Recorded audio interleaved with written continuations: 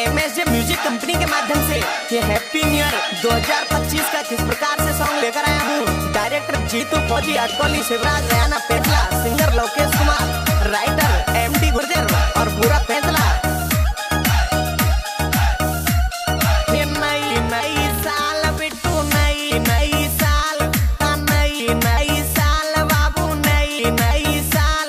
ये लेगी तू दुपट्टा या फिर गिफ्ट में रुमाल, छोरी नई साल बाबू, नई साल, नई साल। ये नई साल बाबू, नई साल, नई साल जानू, नई साल।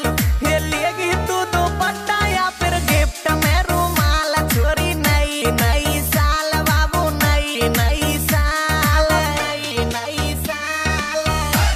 म्यूजिक वही अपना श्रीदेव रिकॉर्डिंग स्टूडियो कोटा वाले छोरे।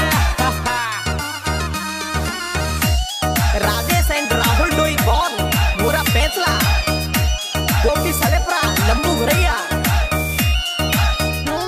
नई डेट जानू, नया है कैलेंडर, तो ये घुमावे लई नई स्प्लेंडर।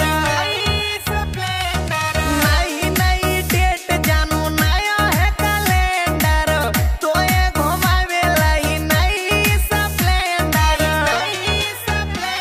ये पीछे तो को बैठा हूँ, हाँ पीछे तो को बैठा हूँ, खुलवा के लंबे बाल, छोरी नई साल बाबू, नई साल, नई साल जानू, नई साल, नई साल। On the track Shridev recording studio quota.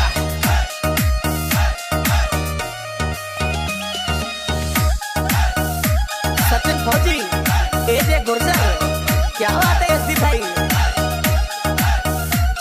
ये सर्दी को मौसम आवे, दिल में अटैक सो, देखत में छोरी लागे दारू को पैक सो।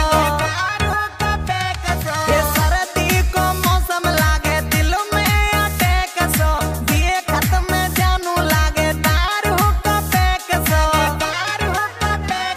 ये भूल भाल पिछली बातन को, भूल भाल पिछली बातन को, बीत गयो साल बाबू, नई साल जानू, नई साल, नई साल जानू, नई